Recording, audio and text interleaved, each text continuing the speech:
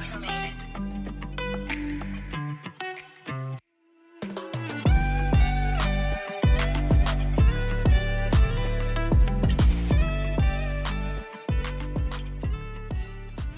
Hey everyone, welcome to the Nature's Calls podcast. Podcast talk all things Los Angeles Chargers.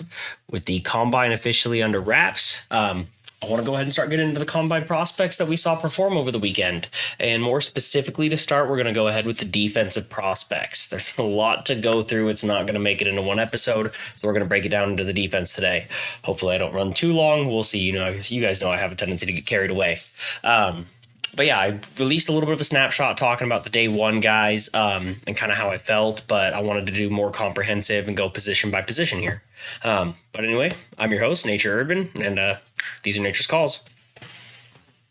Anyway, let's talk about the defensive showing at the combine. And like I said, I want to go position by position so I can kind of talk about who showed out, who didn't perform to the level I expect, whose performance didn't really affect my draft stock with them, and how I just think it's going to evaluate or adjust the way that the draft hits here in the next couple months.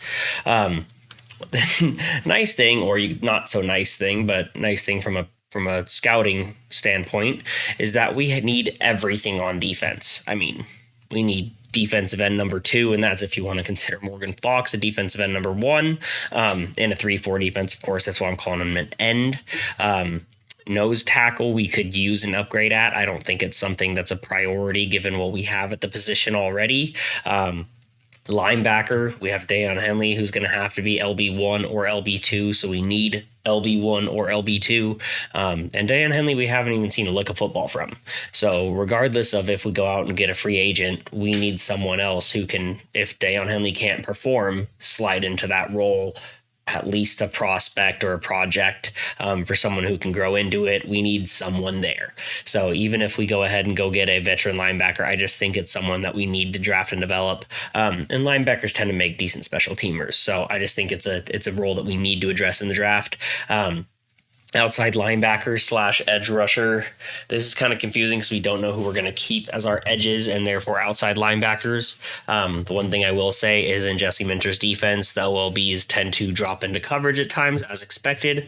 I don't think that necessarily fits Joey Bosa and Khalil Mack. I think they fit more as that defensive tackle, defensive end position. So I don't really know where we're going to go with that, but either way, it's something that we need to address. Inside linebacker, we already covered, of course. Cornerback, we have Asante Samuel. In the 3-4 base, we're going to probably be running 2 corners most of the time. Obviously, at times we're going to run a 4-3 and we're going to need 3 corners out there. We only have Asante Samuel right now. That's even close to a starting caliber cornerback. So that's something that needs to be addressed, and it needs to be addressed heavily and probably in both the draft and free agency. And then safety. Obviously, we have a big hole at safety. I think we sign Alohi. I think it just makes the most sense. There's nobody better than him at his price point available. So I think we have to go out and get Alohi back. Love him as a player, steadily improved. I love finding a late round gem, so I'd be happy to bring Alohi back. But if Derwin's going to be playing a decent amount of linebacker or that hybrid role, we still need another safety who can cover back there. We don't really have anybody who can play serious minutes. And because of the base 3-4, I just assume that we're going to need a safety out there who can cover if Derwin's going to be playing in any linebacker capacity at a serious amount. So something to address. A lot of things to address, and we're not going to address it all in 1 year. I wouldn't be surprised if there's a couple positions that we just take our lumps at for a year while we try and rebuild and get to a position where we have more cap space next year and more draft picks next year, and we'll see what we're able to do to accumulate draft picks throughout this draft and beforehand. So we will see, but there's a lot to address on the defensive side of the ball. I know we all want to go offense, and being a top 5 pick, it makes a ton of sense to go offense, but by and large, defense is a huge concern. So I'm excited to see what we do. I'm excited to see where we go with it. And there's just so much opportunity and so many different avenues that we can go with it. So we'll see how things roll. But I do want to start with cornerbacks because I feel like that's one of our bigger needs. We're just going to roll through the top guys, how they performed at the combine, if they performed at the combine, and go from there. Cooper DeJean, sadly, he's one player I really wanted to see. Still nursing an injury. He didn't perform at the combine. I would have loved to see him out there and see how he does, just so I can kind of evaluate him and see if I think body type wise, standing next to these other corners, he's more of a safety or a corner. Either way, he's a player that I like. He's not somebody who's specifically on my radar because people value him so high and he's been talked about as a first round pick, but that's kind of dying off. And there's other people kind of taking his place at the top of the draft. And with so many high quality, high caliber players, I think corner might be one that slides a little bit. I'd be astonished if he fell out of the first round, but if he does, he's someone I want to keep my eye on. Such a unique player, whether we're going to play him as corner or safety. I think he's just a weapon. And I think he's a good hybrid player that you could bring in to play alongside Derwin. If Derwin's out there playing safety, Cooper's playing corner. If Derwin's playing linebacker roles, Cooper's playing safety alongside Alohi. I think there'd be a lot of fun there. Not somebody I expect to get. I expect him to go in the mid-20s. I just see him being a Green Bay Packer at 25, but you never know. It's just something to keep your eye on. Quinyon Mitchell, balled out. Went crazy. He is absolutely the athletic freak that we all thought he was, that we've been hearing about. Man was all over the place at his size, his speed. He's insane. Still can't stop the run. The tape is still what the tape is. Fantastic tape against lesser talent, but seeing him out there, and that's what I really like about the combine, is being able to evaluate those players' physical traits that you see on film against lesser talent. Are they really as good as they seem? Are they really as elite as they seem? And physical trait wise, he is. He's an absolute monster, and he has locked himself into a top 4 cornerback spot. And yeah, I think he's going to go somewhere. I think he's going to be a stud. I think they might take their lumps in the first year or two, but because I do think he's not going to have the fastest learning curve in the NFL as he gets to that higher caliber of talent. But I think he's a star. I think he's a star in the making, and I think he's super awesome. Terrion Arnold is really a lot of flying up people's draft boards. We're talking a month and a half ago, he was middle of the second round pick at best. And now you're talking about him being first safety off the board. After watching him in the drills, I get it. He is smooth as silk. I think he does have that elite upside, but also seems very pro ready. If I was to draft somebody specifically with the intention of I need them to start day one, I think he makes the most sense at that pick. It's still really muddled for me at the top of the draft. I can't say for sure that he's my cornerback one. I think I'm going to get all the way to the draft and still not be sure if he's my cornerback one. I know Kool-Aid's kind of suffering from prospect fatigue right now, but he's still an elite corner, and him playing alongside Arnold, I think may have helped Arnold, or maybe it helped Kool-Aid. It's really hard to tell, but we'll see. I think they're both starting caliber corners in the NFL. I just don't see either of them as top 5 blue chip prospects. I don't see any of these corners as true blue chip prospects. I see a lot of them as high quality starting corners in the NFL. But I mean, I would have to feel like if we trade down to 11 with the Vikings, I would be okay with taking a corner there. But any higher than that, I still don't feel like it's a value pick. I don't feel like I can justify, if we trade down to 8 with the Falcons, taking the first corner off the board there and it being Terrion Arnold, personally. I know a lot of people disagree. I know a lot of people are also better at watching tape than me and breaking down film. But just passing the eye test for me, it doesn't quite give top 10 pick. I don't think anybody does this class. Nate Wiggins. I have been a big Nate Wiggins guy. I'll be honest, he did come in smaller than I expected at 6'1", 170, 173, something like that. Part of me thinks that because his playing weight was listed at 180, and I know everybody lies, he looked smaller, and I knew he had the intention of running fast. He made that very clear. I would not be surprised at all if he made sure that he was lean so that he could fly through that 40 time, which he did in the 4.2s is insane. So, he ran as fast as we thought. If he didn't get injured on that first run, I wouldn't be surprised if he ran again, because he really wanted to break or set as close to a record as possible. Or he that was his intention, was to be by far the fastest corner. And he was, even without the second run. But him popping something, I think it was in his groin or in his hip, on that first run wasn't ideal. I would have loved to see him in the other drills. It doesn't really change my stance on him as long as he's healthy by the draft. I still think he's smooth cover corner. He does have incredible recovery speed, which I like for a young corner, obviously, to be able to adjust when they do make mistakes. But again, there's also concerns of how much was he able to do at the college level, and he won't at the NFL level when he makes those mistakes. So I don't think he's, again, a blue chip caliber prospect, but I think he's got elite physical traits. He's not that much smaller than Sauce Gardner. When I watch him play, he reminds me body type wise of Sauce Gardner. I think Sauce is like 6'2.5". Nate Wiggins 6'1". Sauce came in at like 190. Nate Wiggins came in at 173. I think his playing weight is truer to 180. So I don't think the size difference is really too much there. But I do really like Nate Wiggins. I was really bummed to see him fall after the 40 time. That sucked. So hopefully we'll get to see a little bit more of him at his pro day, but we will see. Kool-Aid. What a terrible, terrible turn of events. They found a Jones fracture in his foot doing the medical exams, and he couldn't do any of the drills. Huge bummer. Wanted to see him out there. I would love to see him if we trade back super far in the mid-20s, or even, let's say he's not going to be healthy right away for the start of the season and tanks his stock and he falls to 37. I would be ecstatic at 37. I really don't think it happens. I think the league still isn't having prospect fatigue with him, and they know that he's an elite talent. But man, what a bummer. I do find it interesting that he's going to wait until his pro day, perform at his pro day, and then have his surgery for his Jones fracture.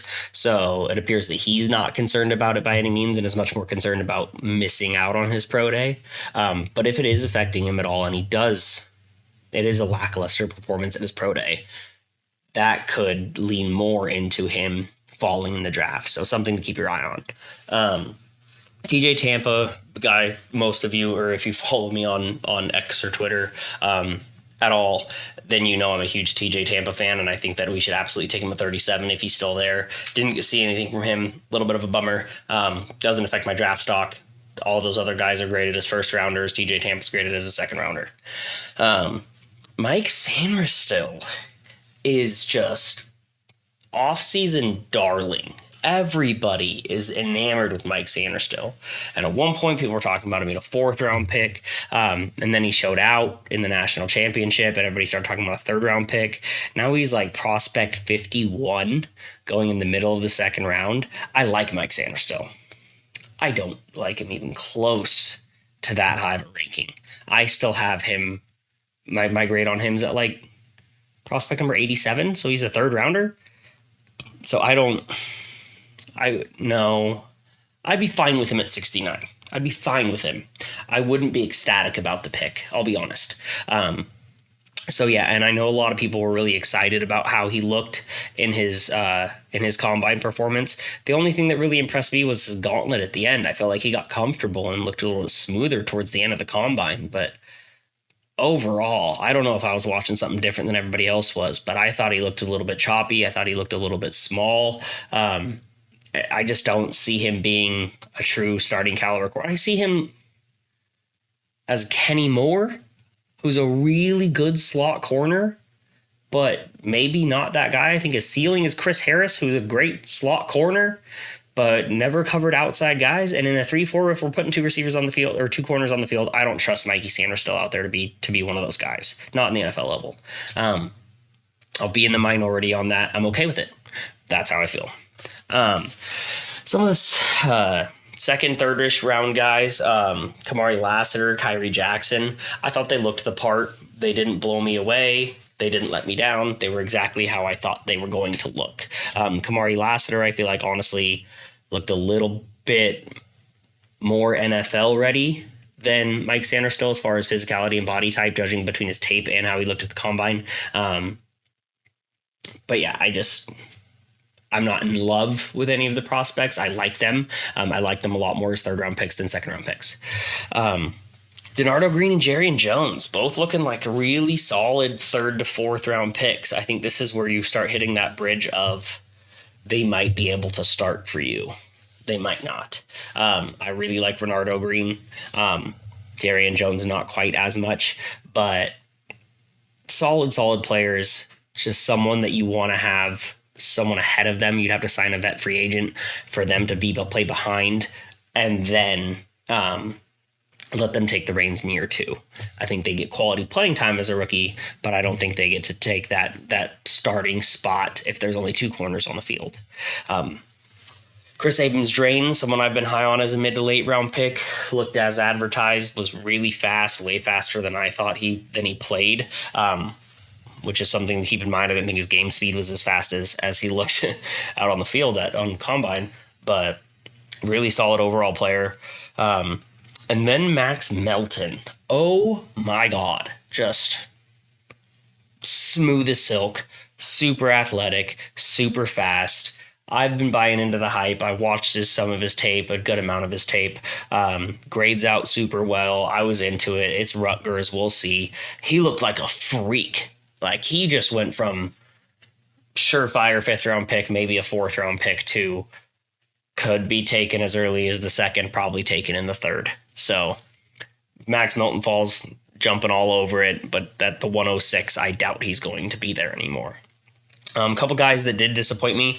Cam Hart, I was into in his game film. He looked, for lack of a better word, awkward out there. He didn't look comfortable, especially being a former wide receiver. Like, he looked tall and lanky. He looked like a wide receiver that had to convert because he wasn't playing well enough. I thought Cam Hart could be a good safety transition in the NFL if he needed to do a little bit of both, kind of like Cooper DeJean.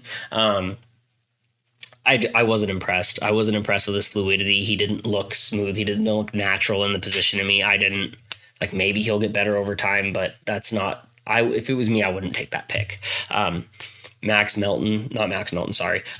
King continues to just fall from the skies. Just was a 1st round pick going into the offseason. Now he looks like a 5th, 6th round pick. Like, oh my goodness.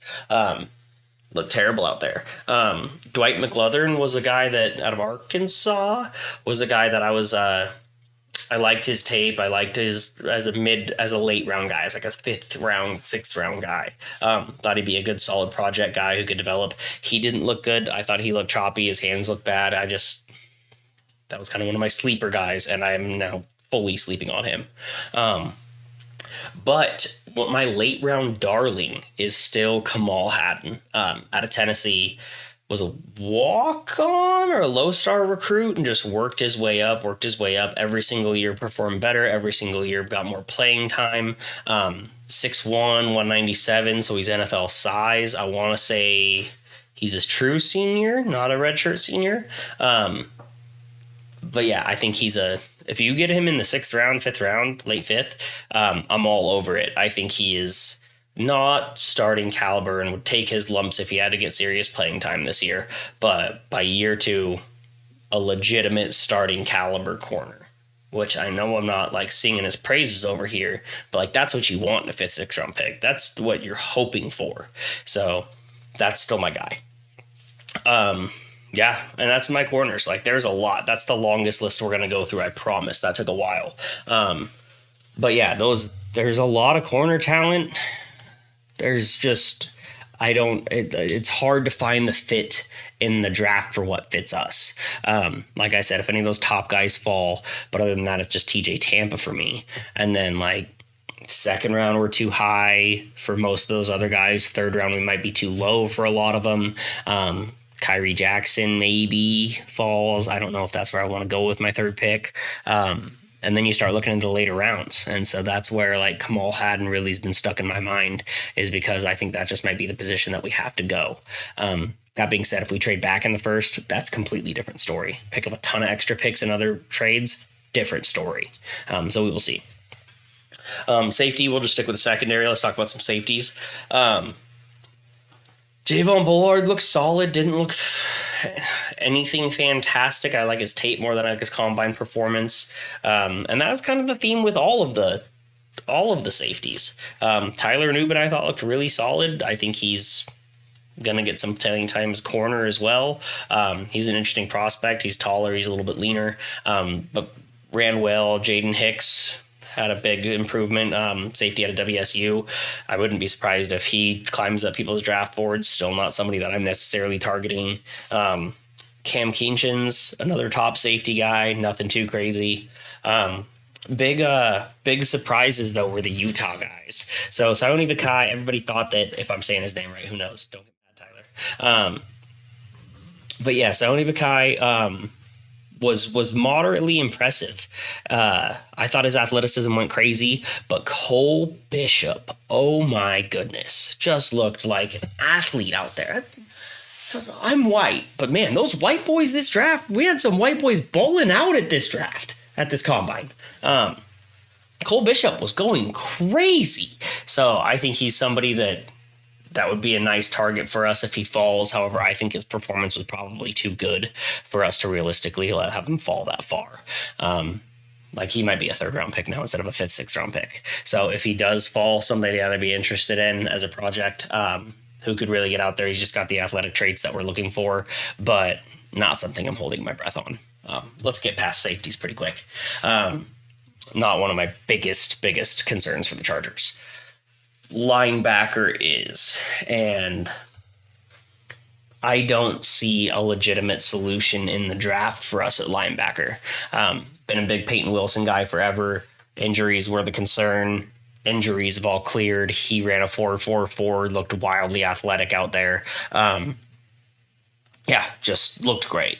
Peyton Wilson, if anybody cracks the 1st round, it's him. Might go in the 2nd round before we pick. Even if we do, he does fall to us at the 37 for what we need and what other position. I don't see him being BPA. I don't see him being best player available for us. Even though I like him a lot, I just can't justify it. And then you get into the later guys. So Edgerrin Cooper and Jeremiah Trotter, Junior Colson. 2nd round's too high for any of them. Junior Colson's there in the 3rd. I think I'm taking him. He didn't run at the combine. I think just with what the linebackers asked to do in Minter's defense, how well he looked in that position, and then just the familiarity with Jesse Minter, I think it's the most natural fit. Like if there's a Michigan guy that I want, it's him. Edgerrin Cooper didn't perform as well as I thought he would, but I still really like his tape. He's still probably my linebacker too. Right there with Colson. Jeremiah Trotter looked so good. He looked so wildly athletic, and his hands looked good, and everything was solid. And I knew I was going to fall in love with him at the combine, but it doesn't ignore the missed tackle rates. I think he's got one of the higher missed tackle rates in the class. The guy just doesn't wrap up. He wants to run straight downhill. He wants to make the big play, and he's not making sure tackles. He's not a sure tackler. Is that something that can be fixed? Yes. Are we in a position to draft a linebacker that needs being fixed? No. I think like if you go to the Ravens or something like that, he's going to look great. He's going to get shored up. But we just don't have the starting quality linebackers right now that we need to go and draft a Jeremiah Trotter. And then there's nothing in the mid rounds. Like, nobody I would take in the 4th and 5th. Start getting into the 6th, 7th, though, and all of a sudden the world opens up. So there's, off the top of my head, five guys that I would take in the 7th. Like, if we go the crazy trade back route, and every single round we trade back, or we trade back from the first spot, and we just keep picking up more picks, and we accumulate a bunch of 7th round picks, I would spend them all on linebackers. Trevin Wallace out of Kentucky, Easton Gibbs out of Wyoming, spacing on some people. John Trey Hunter out of Georgia State, super unique guy. Jordan McGee, I know a lot of people have been high on. Pookie Watson, I've liked for a while. Like, that's 5 guys that I would take in the 7th round that are either like, yeah, they're not all going to hit. 2 of them will. You got 2 starting linebackers out of that bunch. At least 1 will. You got a starting linebacker out of a 7th round pick. Some of the other guys could be serious special teams contributors. You could find roles for them. And at the end of the day, they're 7th round picks. Like, nothing's, like, I never want to waste a pick, but I like those guys. Like, I genuinely like them as players. And how low they are on the draft boards. Will they actually be that low? Probably not. Some of the guys will be 5th, 6th round picks. We don't know how NFL guys are evaluating them, but I like them a lot. And they're all kind of unique, especially Easton Gibbs. not at all what I'm looking for in a linebacker. I just like him as a player. I watch him play and he reminds me of Denzel Perryman. Body type wise, he's just squat. He's physically super instinctive. I think if you get another linebacker somewhere in the draft, I think he's someone you can take. Obviously, if you're nobody that you draft in the 7th round is coming in to be your first day starter, but I would rather take like a Trevin Wallace or a Pookie Watson or Jordan McGee over an Easton Gibbs, but I wouldn't mind having both. So we'll see. Linebacker position is going to be really interesting. We have to get a veteran starting caliber linebacker somewhere. And we just released one today in Eric Kendricks. Cap hit was just too much. We needed the cap savings, and I don't think he fit the system as well. And so we'll see where we go. I don't think we're not going to go get a high dollar linebacker, but an aging veteran for a decent price, like a Bobby Wagner, we've talked about this in the past, or like a Levante David, who knows? But we need to get someone with some vet presence in there at a decent price into our linebacker room, and then get somebody else. And then if we can get some later guys as well to round out that room, I'm more than happy with it. Interior defensive line, let's do next. They went crazy. Like, this was a fun interior defensive line class. Like, I don't know if it's the shift that's happening in the NFL of these more athletic, slightly smaller defensive end, defensive tackle types, not edge rushers, but defensive end, defensive tackle types. 6'1 to 6'3, under 300 pounds, a little bit more pass rush moves to them. It's super fun to watch. And this draft is full of them. Absolutely full of them. Braden Fisk, we all know, went freaking nuts. Caught myself there. Did you see that? That was a close one. Went freaking nuts everywhere. Wildly fast. All of his shuttle drills, all of his agility drills were all fantastic. I think he'd shot his stock way up. My concern with him was that he's a 24-year-old with this COVID year and having such a deep class, but an older class. It's just kind of weird in evaluating that way. But he looks like a finished product. Like, he looks like an NFL starter immediately, day one, right away. But yeah, so if he played himself in the defensive tackle 2 spot, I would not be surprised. He's my defensive tackle 3, not DT2. But I like him a lot. Poor Byron Murphy just had a crazy day, and Braden Fisk went so nuts that just he was a little bit behind him on everything. Braden Fisk wasn't out there going nuts. Everyone would be talking about how Byron Murphy just looked every bit the part as all of the hype this offseason has been, and his tape shows it. I think he's right there. It's 1A and 1B between him and Johnny Newton. I would probably prefer, I don't know. It's a coin toss. I'd be happy with either one. I think Byron Murphy's going to be the first one off the board in the top 16 picks or so. Johnny Newton, I think, deserves to be the next to go, but if Braden Fisk jumps him, do we see 3 defensive tackles going in the first round with everybody talking about 7 wide receivers, 5 to 6 cornerbacks, 5 quarterbacks probably, 6 tackles at least? Like, you're going to start running out of first round picks. Do we see 3 defensive tackles going? There's a chance a Braden Fisk or a Johnny Newton falls to us at 37. Both those are huge gets. Huge gets. Like I said, I prefer Johnny Newton, but yeah, that'd be awesome. And Johnny Newton not performing at the combine hopefully helps us. I don't know the status of his, I'm just going to write that down, of his pro day. I'm going to look into that, because if he doesn't run at a pro day, and that's awesome. Tank his stock. Fall to 37 all day. Here for it. Other guys, Chris Jenkins and Ruka Rororo both wildly impressed me. I liked Chris Jenkins. I didn't love him. He physically kind of reminded me of Aaron Donald out there on the combine. Not calling him Aaron Donald, but physically looked like him body type wise to me.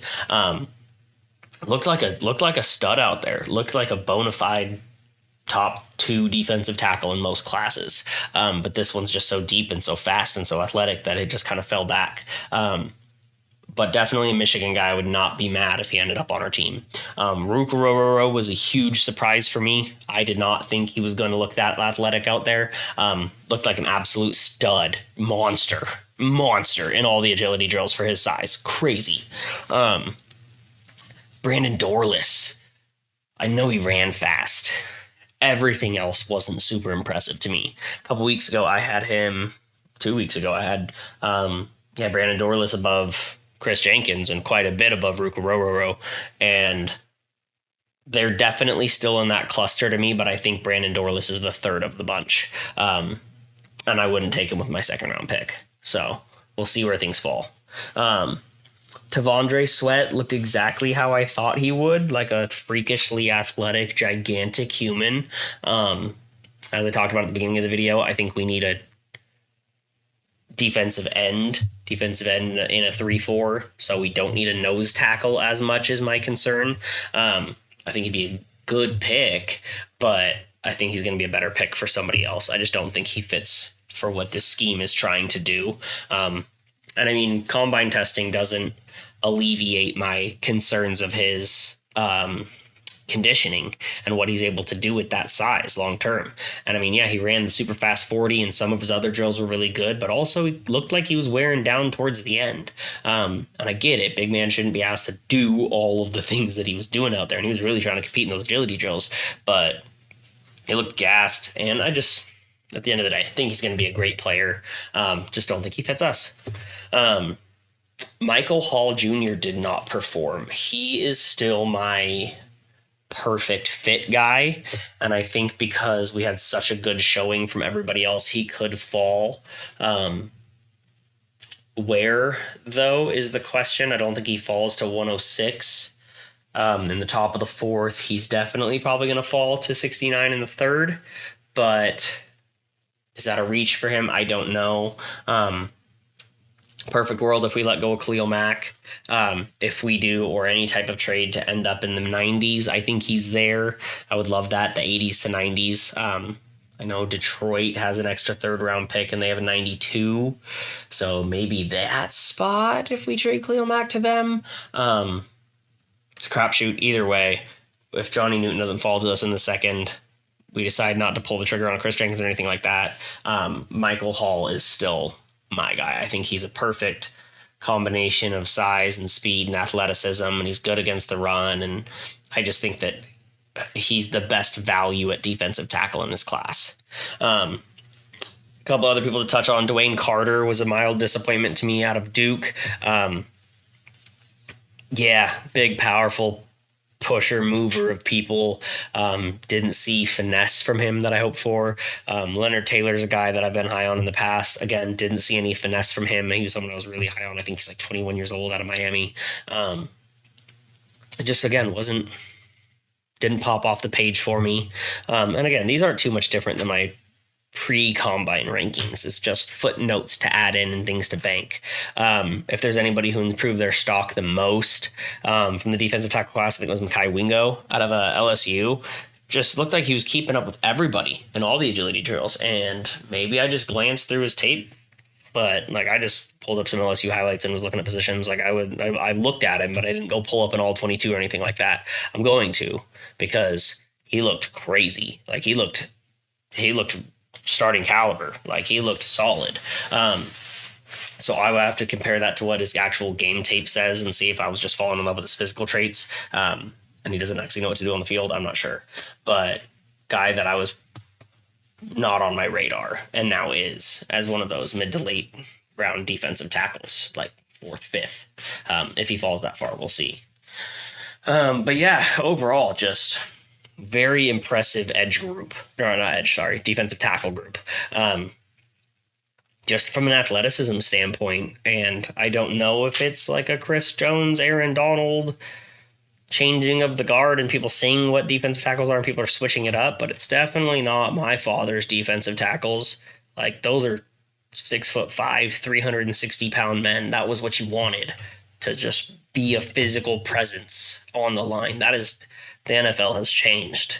Like, and you saw it with this class. So really excited to see where that falls out, but definitely a position that I feel like we have to address in this draft. It's like the tight ends from last year. There's so much depth of talent that you should address it in this one because it's the best you're going to get it for a third round pick. And we didn't last year, and now we need a tight end in a terrible tight end class. So we'll see. But I would love to touch on the defensive interior position in this draft. What does that leave? Does that just leave edges? Corner, safety, yeah. Yeah. Let's talk edges. Again, not a pressing concern right now. If we trade Khalil Mack, it's a little bit more of a pressing concern because Joey Bosa can't stay healthy. If we trade Joey Bosa or cut Joey Bosa, still a concern to me because of Khalil Mack's age, as well as where his fit is in this edge, outside linebacker, defensive end role. I don't see how that's going to play. And you just need a long-term solution anyway. So something to look at, not a huge pressing need, or we get rid of both of them and we desperately need an edge. Who knows? Who knows how this is going to play out? But yeah, Dallas Turner looked like better than I thought Dallas Turner was going to look. He has solidified himself as the edge one, just from a physical trait attribute side of things. Yeah, I don't know what else to say about it there. I'm not going to touch on him too much. We're not going to draft him, so it doesn't affect me too much, but Dallas Turner looks like he's going to be a stud. Jared Verse looked solid as advertised. Didn't disappoint me. Didn't blow my socks off. Who did blow my socks off as far as just being able to watch him move outside of pads where you're getting kind of, there's a bunch of commotion going on, just physically watching Latu move was, he's so smooth. Like the way he moves is smooth. The way he like goes through his pass rush moves and his bend and everything else, like it's smooth. It looks smooth. I don't know how else to describe it. It's silky. Like guy's a stud.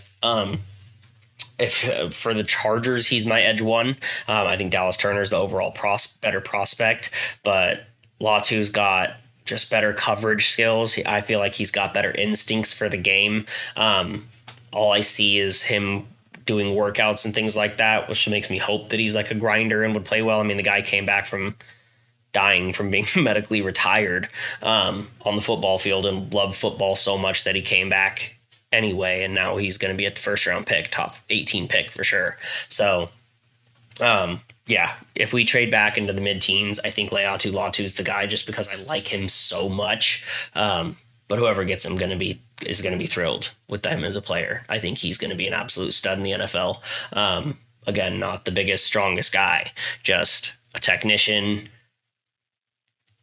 knows how to play, does everything well. I just don't see a hole in his game. I really don't. Like, the only hole that I see in his game is he athletic enough to keep up at the NFL level? But it doesn't matter to a certain extent. If you're that good at your craft, you're just that good. Big Latu fan. Chris Braswell. I know people have him as like a fringe first rounder. I still don't see it. I didn't see it on tape. I don't see it now.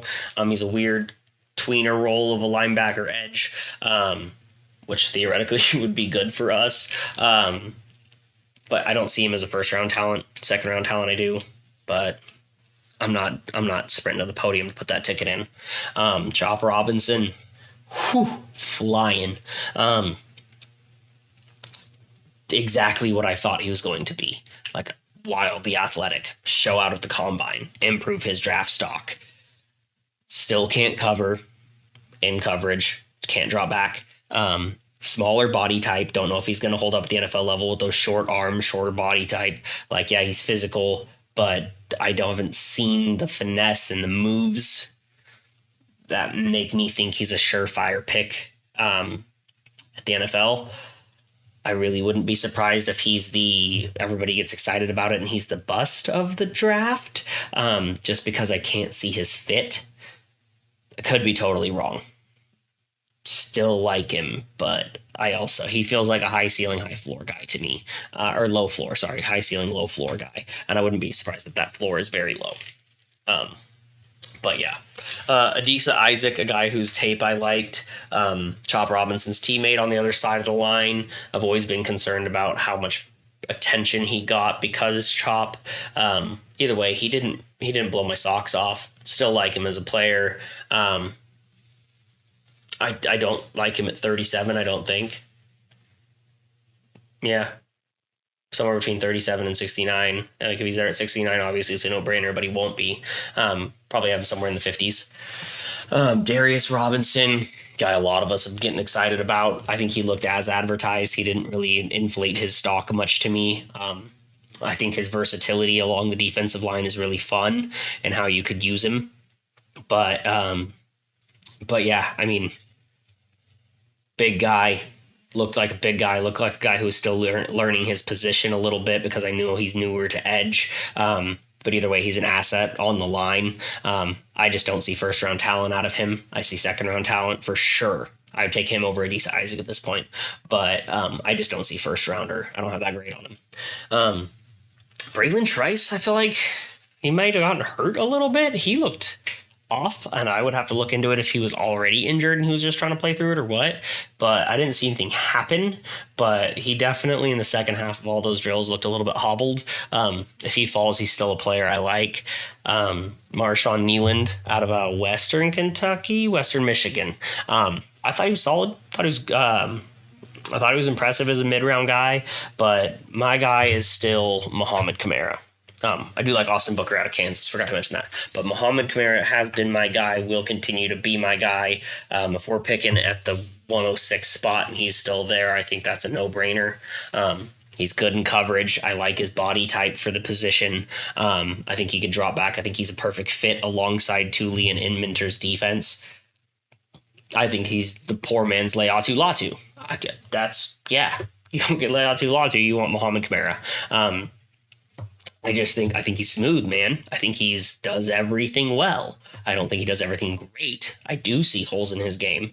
But, I mean, if you're talking about an edge who can immediately come in and be your edge 3 and grow into your edge 2 alongside Thule, that's exactly what you're looking for. So, yeah, I think Muhammad Kamara is, again, one of my darlings of this draft, and I will not move off of it. So, we'll see. A lot of guys that we covered today. There's a lot of defensive talent. And again, I'm going to talk about this a million times. I don't know if it's COVID year or what, but the extra year is what my guess is making it really weird to judge these guys. But there's so much talent. Like, I would take a 3 in this year over a 2 next year, probably. I'd have to think about it, but off the cuff, I'm going to say I would take a 3 this year over a 2 next year. Because it's a really impressive pool of talent, and like the 5th, 6th round guys are still impressive pools of talent, and we'll see. I mean, they're 24 years old. Your prime is going to be shorter. I mean, not everybody is, obviously. You still have the younger guys, but having that extra class and having that extra year to develop, like, yeah, some of these guys might have a slightly lower ceiling, but you might be able to find a lot of guys who instantly contribute, like, right away. I think that was really showcased in the combine. Like, there was not. When I watch the combine, I feel like you see day 1 guys, day 2 guys, and then day 3 guys are almost hard to watch. I did not feel that this year, man. I felt like there was talent everywhere, at every position, offense, defense, and we'll get to offense at a later episode, but wildly deep defensive class. If we could walk away with 12 picks in this draft, I'd be so happy, trade it all away. If we draft Malik Neighbors and then just go from there, I'm okay with it. But like, the more picks I can get in this class, the happier I am. We'll see, man. We will see. And this is, if the price is right, I will trade anybody on our team. Like, obviously, I'm not trading Slater. I'm not trading Keenan. I'm not trading Herbert. But like, I'd trade Khalil and Joey. Someone calls for Mo Fox. I think that creates more holes, and we're not going to get enough pick for him. So, I don't know. If someone offered me a 5th for Mo Fox, it'd be hard to say no, but I don't see that happening. He's like a late round pick swap. But if I'm getting a 3rd for Joey and Khalil, I'm taking it. If we can somehow keep Mike Williams past the deadline, extend Keenan, renegotiate Derwin, do something else, and we could get like a fifth or a sixth or a seventh round pick for Mike Williams, that would be awesome. I just don't see it happening. I think there's been too many injuries. He's too expensive. He's not going to be ready until July. I just don't think that's going to happen. So I don't think we'll be able to test his trade market, but whatever we can do to gather picks in this draft, I think there's so much talent to be had on both sides of the ball, but specifically the defensive side of the ball. So we'll see. I can't wait. We're 8 days out. By the time that this airs, probably 6 or 7 days out from free agency beginning. So we'll have a really good idea of where we're trying to go. I hope we fill holes so that we can just go BPA in the draft. I really don't want to go into the draft knowing exactly what we need to get because there's glaring holes. That's not how you should approach the NFL. So we'll see. I hope it goes well. But it all depends on how much money we decide to create. So we'll see. It's going to be a fun year. It's going to be fun to see how we reshape this team. And I'm really excited about these draft prospects, but we're like 45 minutes in for the day, so we should probably wrap this up. I appreciate everybody's time today. Thanks for joining me, and these were Nature's Calls. Have a good one.